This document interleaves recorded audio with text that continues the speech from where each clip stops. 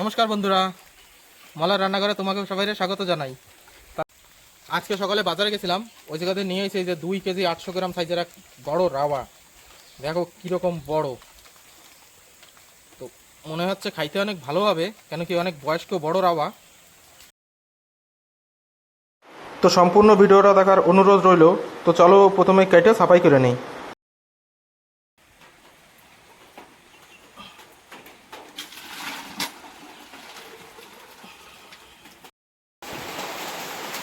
এই দেখো কত বড় রাওয়া। এবার এটা আস্তে আস্তে ছালাই নিচ্ছি। এই দেখো এর সারা গায়ে মনে হয় আগের পশম মনে হয় পড়ে গেছে, এই যে আবার নতুন গুজি হওয়া শুরু হয়েছে।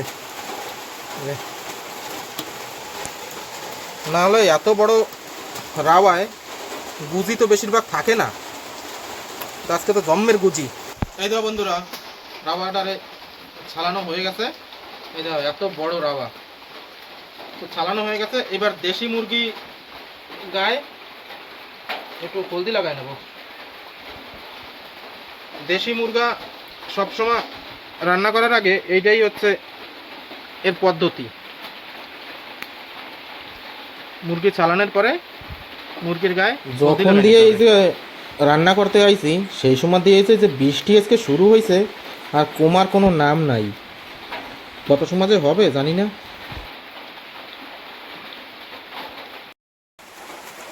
এই যে সারা গায়ে হলুদ লাগানো হয়ে গেছে, এবার এটা ভালো করে পোড়ায় নেব।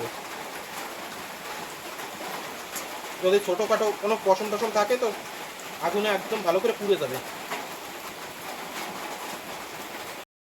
তো এবার মুরগিটা কেটে নিই। তো মুরগির ভুড়ি বার করার সব থেকে ভালো আইডিয়া হচ্ছে এই যে পাখনা, এই পাখনার এই জায়গা দিয়ে একটা পাতলা হাড্ডি আছে, এই হাড্ডিটা এই যে এইখান দিয়ে আলাদা করে নিতে হবে। এই সাইডেও আছে, এই যে এরকম করে তারপরে এই 2 হাতা আস্তে করে টান দিয়ে এরকম করে ফেড়ে নিতে হবে। এরকম করলেই একেবারে কোনো কিছু নাড়ি গলার কোনো সিস্টেম থাকবে না, আরামসে একদম বাইরে হয়ে যাবে।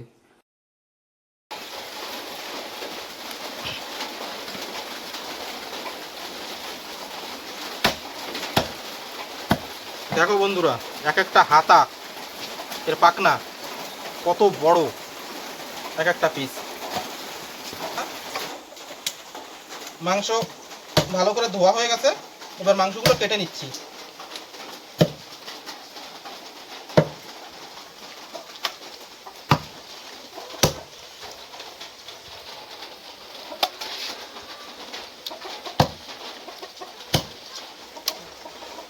এই দেখো পা গুলো দেখো কিরকম মোটা মোটা পা।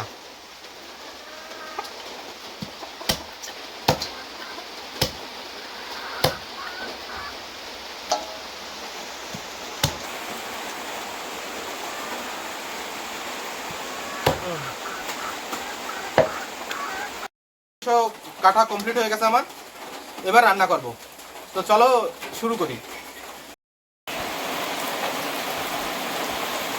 তো বন্ধুরা, মাংস কাটাও কমপ্লিট হয়ে গেছে, সব মশলা বাটা কমপ্লিট হয়ে গেছে, আবার চুলায় দমের ধোঁয়া হচ্ছে। তো দিয়ে দিলাম কড়াই,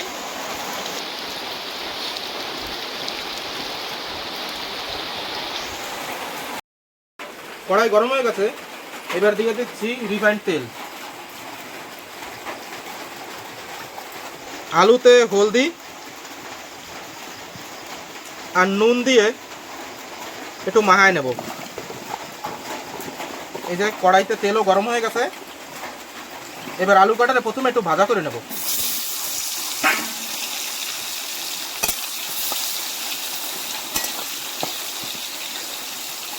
দেশি এরকম রাওয়ার মাংস যদি রান্না করো এরকম আলুটা যদি একটু ভাজা করে নেওয়া হয় তো খাইতে অনেক বেশি স্বাদ হয়। আমার মাকে দেখতাম এইরকম সবসময় আলু ভাজে তারপরে মাংস রান্না করে। অনেক বেশি ভাজার দরকার নাই, অল্প একটু হালকা একটু ভাজা করে নিলেই হয়ে যাবে।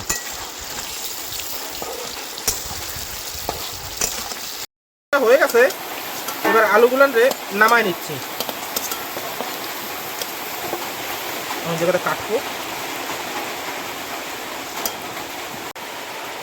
আলু ভাজার পরে যেই তেল বেঁচে গেছে ওতে সব থেকে প্রথমে দিয়ে দিচ্ছি এই যে জিরা, তারপরে দিচ্ছি তেজপাতা,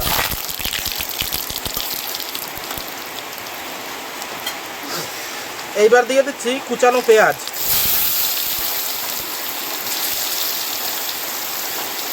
এবার দিচ্ছি এই যে বাটা রসুন, আর দিচ্ছি এই যে কুচি করা টমেটো।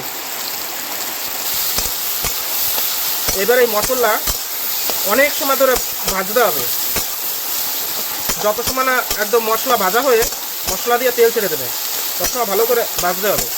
আর কাঁচা রসুন পেঁয়াজের গন্ধও যেন চলে যায়, তো ভালো করে ভাজা করে নিই।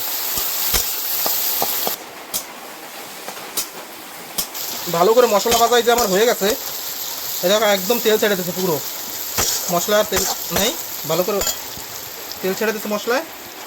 এবার দিয়ে দিচ্ছি মাংস,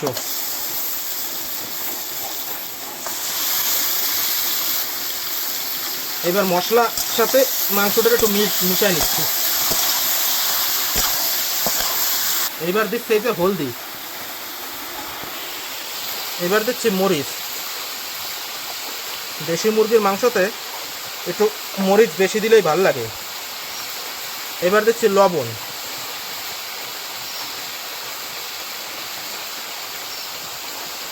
এবার দিচ্ছি গোলমরিচের পাউডার, এবার দিচ্ছি একটু মিক্স মশলা, এবার দিচ্ছি জিরা পাউডার। এবার ভালো করে মিশাইয়া তারপরে ঢাকা দিয়ে দেবো। ঢাকা দিয়ে অনেক সময় ভালো করে কষাইতে হবে। মাংস যত ভালো কষানো হবে খাইতে তত বেশি ভালো হবে। যত সময় না এই যে মাংস দিয়ে তেল ছেড়ে দেবে তত সময় পর্যন্ত একদম ভালো করে কষাইতে হবে। মাংসতে ভালো করে মশলা মিলানো হয়ে গেছে, তো এইবার ভাইজে রাখা আলুগুলান দিয়ে দিচ্ছি। কারণ আবার একটু ভালো করে এই মাংসের সাথে আলুগুলানরে মিশাইয়া তারপরে আমি ডাইয়ে দেবো।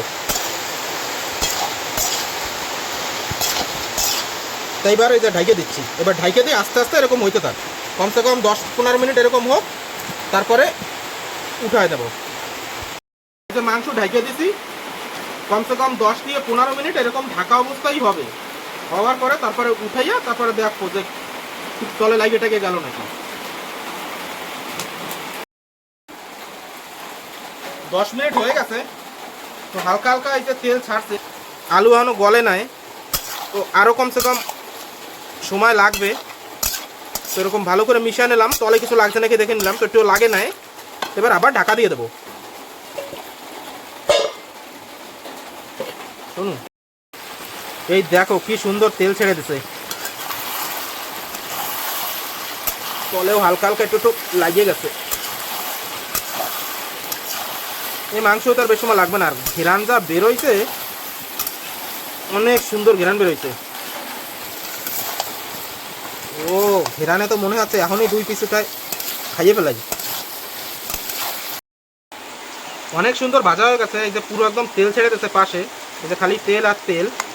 তো এবার 2 পিস তুলে যদি না খাইয়ে দেয় তা তো আর হচ্ছে না। এত সুন্দর ঘেরান বেরোইছে যে আগে 2 পিস খাই রাখতেই হবে।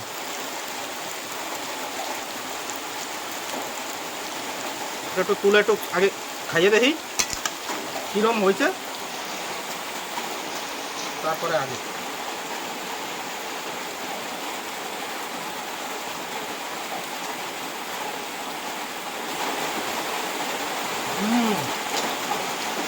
একদম ইয়ামি, যেমন ঘেরান সেরকম হচ্ছে স্বাদ, অনেক সুন্দর। একদম ভালো করে ভাজা হয়ে গেছে, তো এবার দিয়ে দিচ্ছি ঝোলের জন্য একটু জল।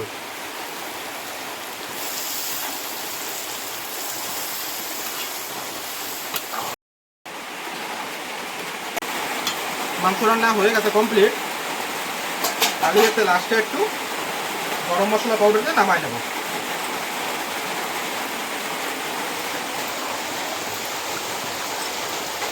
দেশি মুরগির সব থেকে টেস্ট হচ্ছে এই ঝোলটা, তার জন্যই একটু ঝোল ঝোল করে রান্না করছি আমি।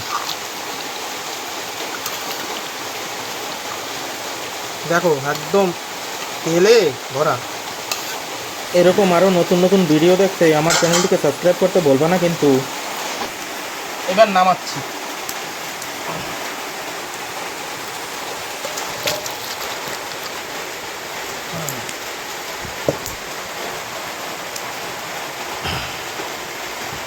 দেখো কি সুন্দর রান্না হয়েছে। আর ভিডিও যদি এই পর্যন্ত দেখে থাকো তাই আমার ভিডিওটা একটা লাইক করে দাও, আর সাবস্ক্রাইব করতে বলবে না কিন্তু, প্লিজ সাবস্ক্রাইব।